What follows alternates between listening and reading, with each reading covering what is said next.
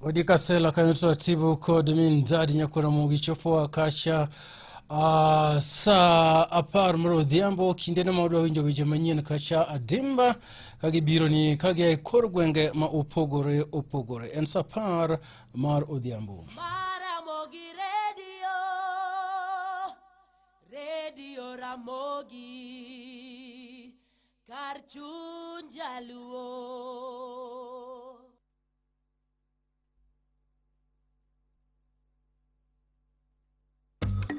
Ramogi Radio Ramogi Karchun Jaluo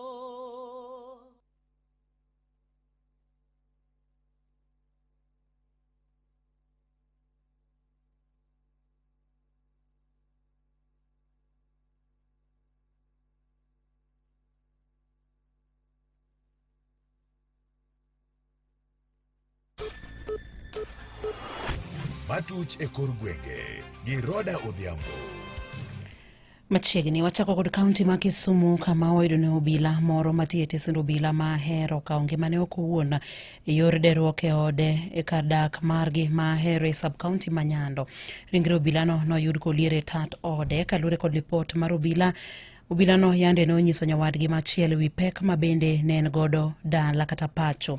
Obila wacho ni apisano ne orema chiyo odiochieng' ma kawuono kaka pile gino mabende nomiyo nyawadgi no dhi range. Kapisano no olorore ode kendo kaonge mane okowuon kotiyo koda tola. Obila go no turo dhot kendo kao ringre mare kabine ne gitero ringre no kar kano ringre jomotho ma hero sub-county hospital mochari. Apisano ne okoweyo chien barua moramora mar yango gimomiyo ne okaonge mane oko owuon.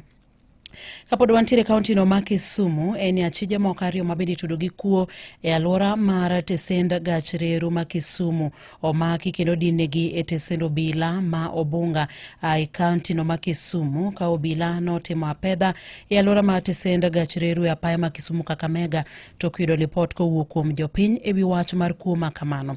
Achije ariogo noyudi kod beti, pala kod pliers kachiel kod gifungni mathoth mabende koro yango kuo mabendo osebedo kadhi nyime e alwora makono.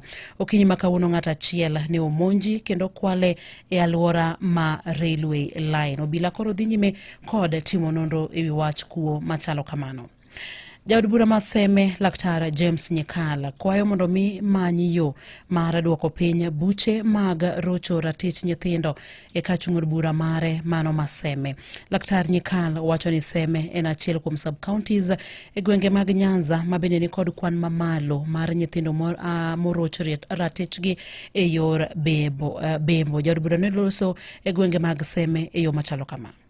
We are also concerned that maybe sometimes these things don't go through the whole process of the law, because you may find that people tend to make agreements at home. And I'll say that on criminal offenses, there is no agreement. When a child is defiled, there can be no agreement between the offender and even the parents of the child.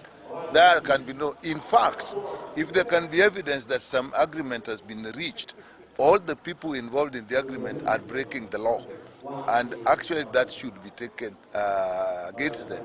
But I'll call upon the community that when things like this are happening, often the community know, and we should look at the basic social issues in the community and ask all the community, the clan elders, the assistant chiefs, the chiefs to take action, report, and I know the police have a lot of work to do.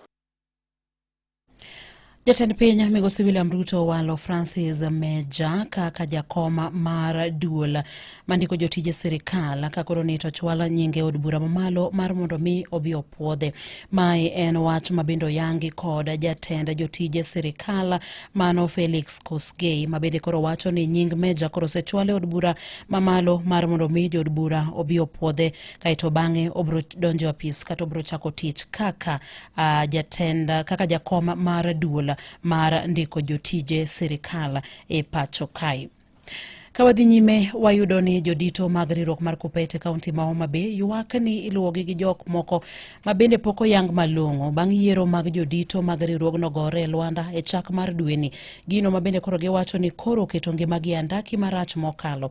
Jagoro maduong' mar Kupete Stephen Yogo kod jakom mar riwruogno Jack Okoth e bade ma Homa Bay ne ochwalo lipota ne obila ni nitiere jogo maluwogi mabende ok ging'eyo malongo. Koloso kod jofwambe boma ma Homa Bay, Yogo kwayo jopuonj mondo mi kik pogre kendo gibed mana kanyakla ka omedo ni onge ng'ata mabende bro buogo ngimagi ka girito mondo mi gichagi tim yiero no. Sani asebedo ka neno ka jomoko luwo bang'a gi mtokni moko. Wase report ne IG mar police kendo wadwaro ni mondo gitim investigation bas wafweny ni jomage mosedo ka luwagi. Chieng' tarik 16 nitano ka moko luwa ka police ma ogoya nyaka picha. Nembni mag gechego wasemiyo police kendo wadwaro ni mondo omakgi. Pach gigo wang'eyo geche mosedo ka luwago miyo abedo gi luoro. Gitemo riambo ni jok manobiro manotimo timbe mag njore ka nokel gi Yogo. Ni to bende jonjore mokel gi Yogo nyalo riembo bodyguard mar Yogo. To jonjore mokel gi Yogo bende nyalo riembo secretary general mar union ka obiro mondo donji. To jonjore ma Yogo mokelo be nyalo ting'o boxes mag ballot mosego kas kae to giwuothogo ka giwacho ni Yogo must go. Ni to bende jonjore go endo nyalo wang'o gigo endo ka giwero ni onge ng'ama Yogo seyombo. Telo ikawo kokadho kuom ombulu. Pod warito mondo bi ong'iswa tarik, to kong'iswa tarigno tadiera akwayo jopuonj ni mondo wawuog oko mondo wabuago ombuluno gi teko wat.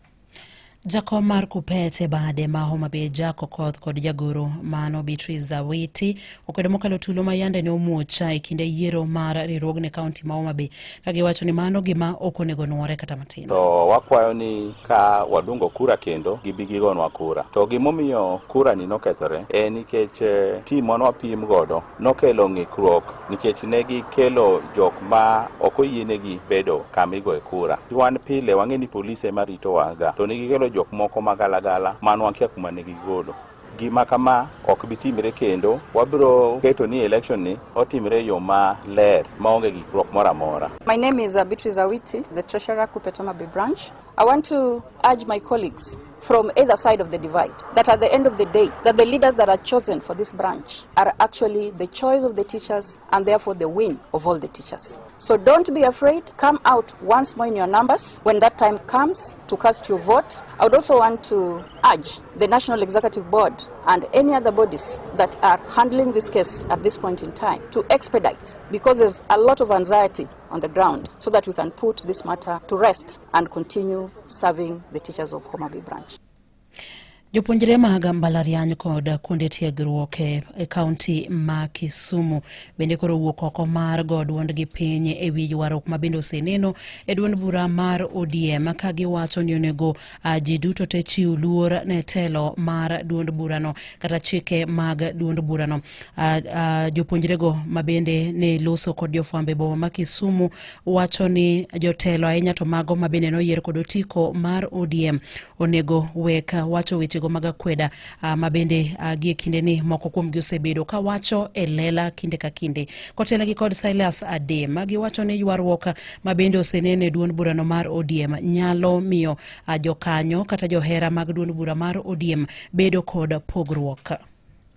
University and college students from across the great county of Kisumu have watched with shock the bickering among Luo leaders on the direction the community should take as the country heads to 2027 elections. 1 hour. We are utterly dismayed by the fact that this bickering is getting more profound, this clear guidance from leaders who have the mandate to guide the community and the party ODM. Vijana fire! Fire! Vijana fire! Fire! The party leader, Dr. Buru Ginga, who doubles as the leader of the community, has categorically stated that the community is firmly in broad-based government and working with President William Ruto. Kagilose boma ma Kisumu, Adema bende koro wacho ne gin kaka jopuonjre gibro yie mondo mi jotelo moko ti kodgi, jotelo go mabende dwaro mana ber ne gin giwegi e yiero maduong' mabiro mar higa mar 2027 kagi wacho ne gin gidwaro mana twak mabende bro kelo dongruok.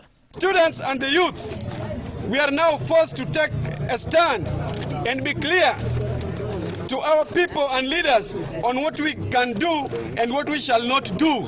Going into the 2027, we are not available for street protest. We have vacated that space. Nobody should plan protests with us in mind. At least not here in Nyanza, especially Kisumu County. Vijana fire! Fire! Vijana fire! Fire! We are not available for ill-thought-out political maneuvers that will end in the same dramatic failure that we have been subjected to since independence. Vijana will not be available for unnecessary political confrontation and contest with the government that is often meant to boost political careers and message individual egos while the people get nothing in return.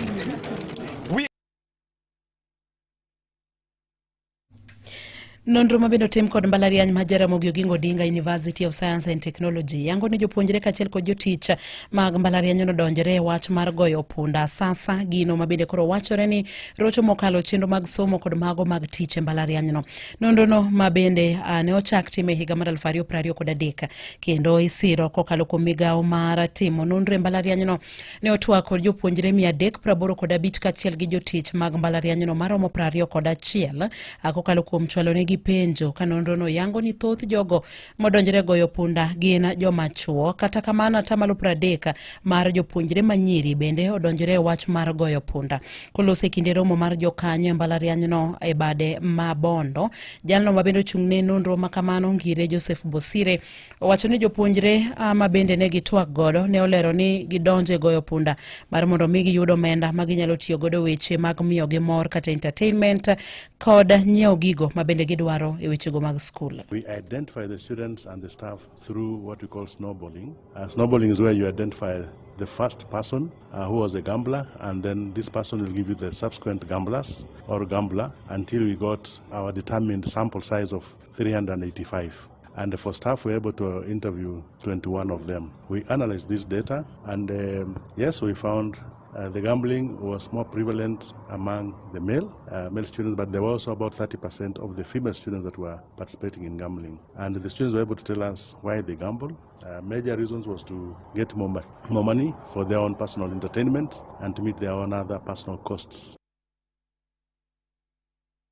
Kalure kod Ngire Julius Manyala goyo punda osemiyo moko kuom jopuonjre rem tieko sombgi e kinde mowinjore. One of the issues that this research is going to address is the issue of students' progression. We know that students stay for more than 7, 8, 9 years due to these underlying challenges, which some of it we may not have known without this research. This research is going to help us to identify and assist students who have challenges of this gambling issue, which we have said is related to drugs and many other vices. And we believe that this research is going to help us also to develop a policy in the university to guide the issues of gambling and other vices. Moko kuom jotich mag mbalariany no bende odonjore goyo punda, mano mabende koro semiyo moko kuom girem chope tich sama owinjore, ka moko bende wuok e tich sama chon kendo gititij gi yo makare. Ngire Manyala wacho ageno ni nonro no biro konyo ahinya oko mar mbalariany bende. We know that this research is not only applicable to the university. We know that the same challenges we have in our university are also elsewhere among the communities. And by extension, we believe that we could extend this into the now national policy, which will cover almost everybody, including our staff and students. Imedo winjo matuch e kor gwenge gi Roda Odhiambo. Wadhi kaunti ma Migori kama wadone riwruok mar jodong luo e gwenge mag Suba komakore kod piny owacho mar kaunti ma Migori koro chano gero kar kano kido kod timbe mag oganda jo Suba kata Suba Cultural Center e Kababu e sub-county ma Suna West, kanyo mabende igeno ni biro konyo rito kit oganda jo Suba kod timbegi. Kowuok e kaunti ma Migori, Jojuma miyo waler mathoth ewi wachni. Dhot mar oganda jo Suba gin mokum dhoudi matinde kaunti ma Migori, malipod yango ni kidhi achiel kod timbegi osebiro kalal.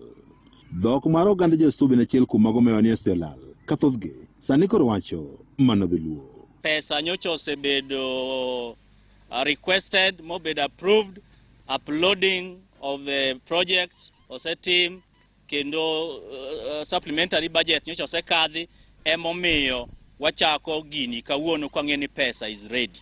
Koro let us not mind about ni en pesa di, but ang'eyo ni pesa oseketi. Kata kamano okang' mano ni koro kido ka achiel kod timbe oganda jo Suba okolal. Jodong Suba County kod 10 kaunti ma Migori gero kar kano kido kod timbe mag oganda jo Suba e gwengo mag Kababu e sub-county no ma Suna West. Kata kamano okang' mano ni koro kido ka achiel kod timbe oganda jo Suba okolal. Jodong Suba County kod 10 kaunti ma Migori gero kar kano kido kod timbe mag oganda jo Suba e gwengo mag Kababu e sub-county no ma Suna West. Ker mar jo Suba e kaunti ma Migori Japheth Riogi wani kido kod timbe oganda jo Suba lal, kendo gedo mar kar kido kod timbe gini koro dhi konyo neno ni kido kachiel kod timbe jo Suba koro kolal. Sasa hivi Wasuba wamekosa mahali pa kuweka vitu vyao vya kacha. Itatusaidia kuleta vitu vyetu vya kacha, ukitafuta Wasuba unawakuta wako karibu na mambo yao ya kacha. Kwa sababu naenda Kisumu, nakuta hata mimi bado nipo naongea Kisuba, na tutatafuta watu tulete kitu kama adult education ya kufundisha Wasuba wajue lugha yetu. Apisa maduong' e migawo mar kit chuech e kaunti ma Migori Ngero Sogwang' wachni gintiere kod chenro mar neno ni ogendini duto e kaunti ma Migori obedo kod kama ginyalo puonjore kawo timbe kod kido kaachiel kod timbegi. Ni gimoro amora, artifacts, gimoro amora mane jo Suba tiyogo, history margi, family trees, gimoro amora mane involve momi iluongo gi ni jo Suba. Be kwasegero kanyo wa furnish maber, ma nyithindo bende nyalo biro kanyo somo, foreigners, tourists nyalo biro mondo gi understand why culture is important. Kwa chier dhowa kik wabed ni wan watumwa mawacho madho jomoko to dhowa wakia. Ngiro Gwang' wacho ni kido kod timbe mar oganda en gima nyaka koro riti nikech entie kod ber mathoth. Migori biro bedo a very strong tourist attraction.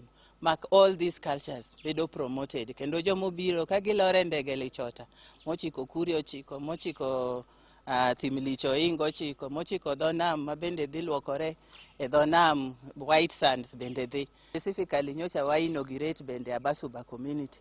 Gin bende gindiko buk gi history gi kaka ne giwuok. Omiyo dhok ema loso ji. Wani bende gijiwo ndiko mag buge e dhok mag jo Suba kaachiel kod dhok moko e kaunti ma Migori manyalo konyo e rito dhok mag dhoudi mopogore opogore e kaunti ma Migori. Aparo ni wach somo ni abra bedo mamor ka wacho ni CBC mwachako CBE curriculum onego promote gini kabisa. Wasebedo jogo modok chien ahinya e weche mag ndiko. Jok machalo the late Professor Ogot gin jok mano promote ndika ahinya about culture. Ne Nyakalondo Maramogi kuok e kaunti ma Migori, an Jojuma. Gilipot ma Jojuma ne mabedo kelo wae giko mag weche manyien e yorno mar adimba gi lak sechegi tudri kod James Rabala koro mosapar gachiel ni weche manyien. Mago ne matuch e kor gwenge gi Roda Odhiambo.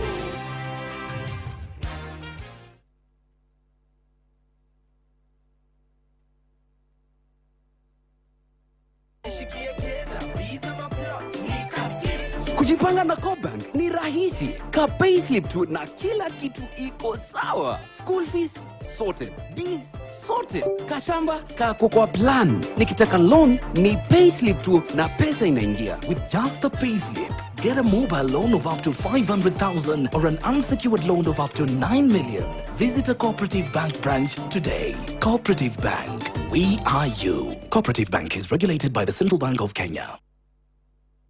E piny ka ng'ato ka ng'ato ni kod lek mare. Bengi mar CoopBank ni kema kunchop lek mari e yo mapiyo mana gi payslip mari. CoopBank chiwo hola yo mayot kochakre siling 50,000 nyaka 8 million bora ni inja kanyo kata customer mar CoopBank. Gima idwarigo emna payslip mari kod original ID. Ne mathoth kenyalo yudo hola ni ketimani chenro mar kogwen pile ka pile wuot chikati abich gi VOJ. CoopBank, we are you.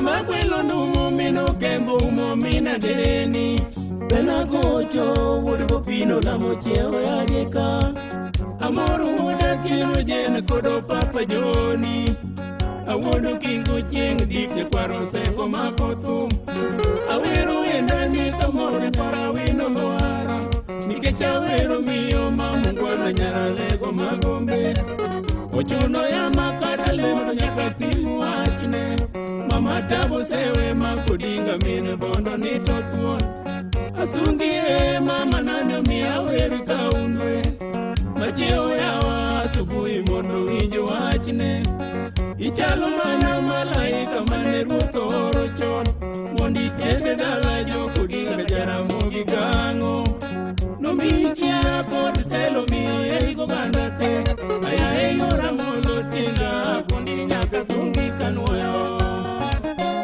Achoge linet alwat pambara char Neti mosona anguda kuja Kuja biro The river is flowing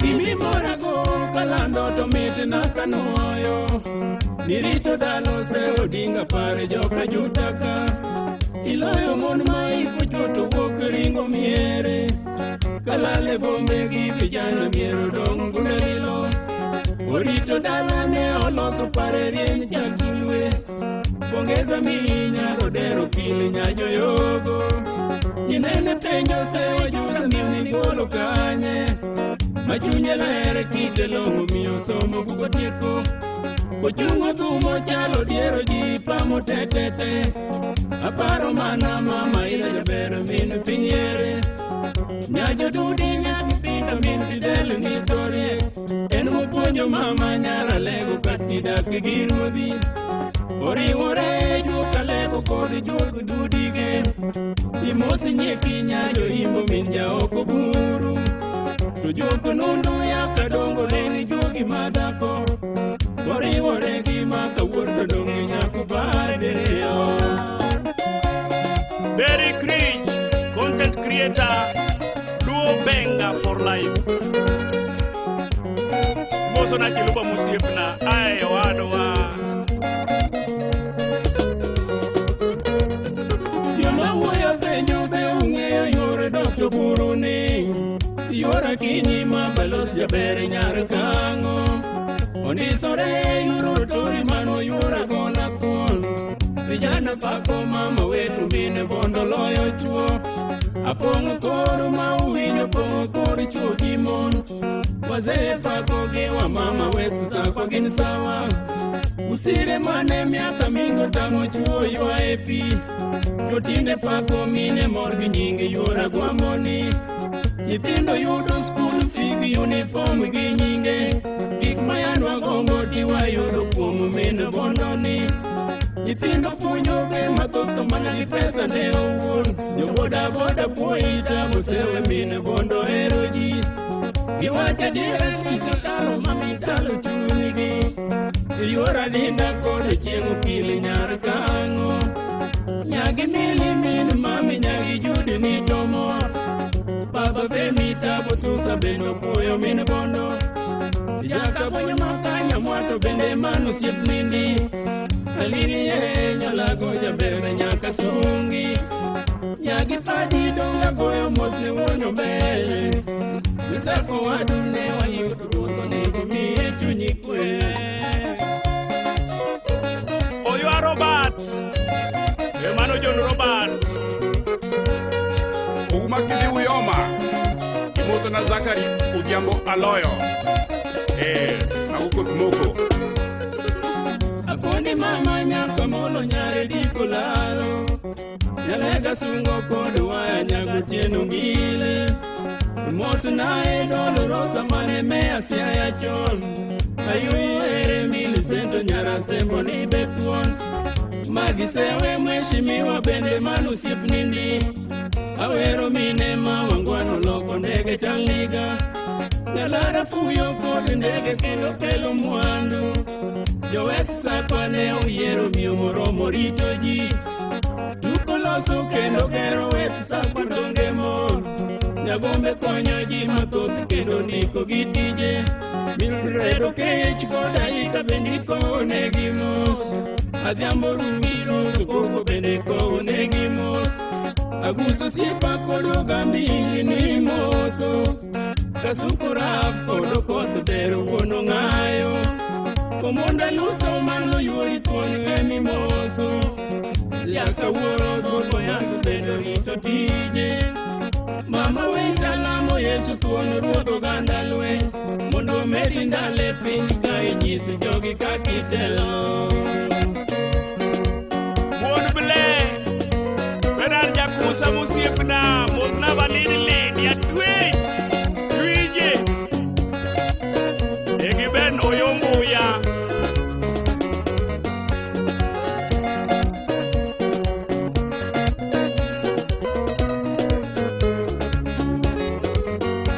Kagiera gima longo Kendo gima berbe Kagiera nyara lego Jopinyo eri Dagiera gima longo Kendo gima berbe Udagiera ujoko dinga Ukonyo jopi Dagiera gima longo Kendo gima berbe Dagiera nyara lego Ukonyo jopi Dagiera gima longo Kendo gima berbe Udagiera ujoko dinga Ukonyo jopi Yayo gombe komolo Apondi mama Jabere nyare gime sako Jopinyo eri Dagiera gima longo Kendo gima berbe Udagiera ujoko dinga Ukonyo jopi Donge ine mine wini Kod Rosemary Mama ine min Samora Kaywa kinyaber Dagiera gima longo Kendo gima berbe Udagiera ujoko dinga Ukonyo jopi Gora vyamo nyaka mami Rutu mako dinga Dodonge une kothe telo Jopinyo yiego Dagiera gima longo Kendo gima berbe Udagiera ujoko dinga Ukonyo jopi Donge ine yura kinyi Wenu abalosi Jabere manoda kamerka Ukonyo jopi Dagiera gima longo Kendo gima berbe Udagiera ujoko dinga Ukonyo jopi Donge ino siep nyamulo Alice Lady Tosa Kendo ine yuri nyangi Kango nyaber Dagiera gima longo Kendo gima berbe Udagiera ujoko dinga Ukonyo jopi Yayo gombe kongolo Apondi mama Jabere nyare gime sako Jopinyo eri Dagiera gima longo Kendo gima berbe Udagiera ujoko dinga Ukonyo jopi Donge ine yura dinda Udinga mako jokbe To kendo ine yure nyangi Nakango nyaber Dagiera gima longo Kendo gima berbe Udagiera ujoko dinga Ukonyo jopi Piny bendi morta Dida mako dinga Yayo dudi nyaki pita Nakonyo jopiny Dagiera gima longo Kendo gima berbe Udagiera ujoko dinga Ukonyo konyo jopiny. Okwach Frederick, Dr. Kiriti, omano gipito ganyo jobedi, mago jomadhi. Saron Lady, Aidi Nyawala Mwalimu, nyathi Joseme.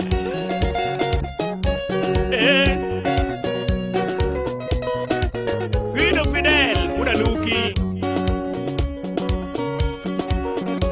Wadi Moses Mimoso, Manosai Moja Rusinga.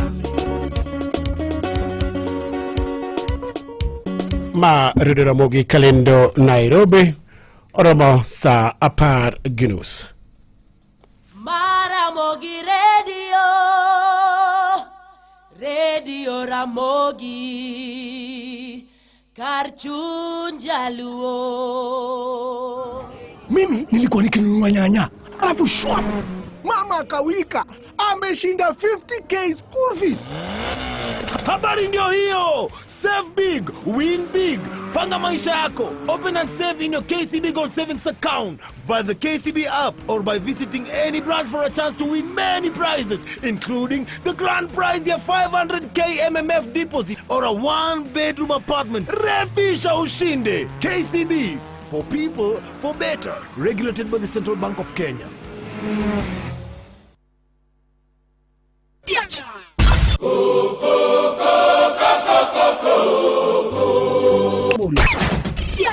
Hey, era mudo mañalo lali, era mudo mañalo rundi.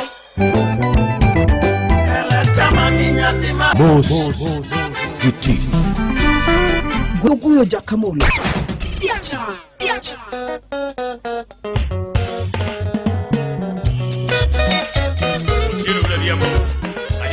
Immaculate Makopa, the future of my future. Yakokelo.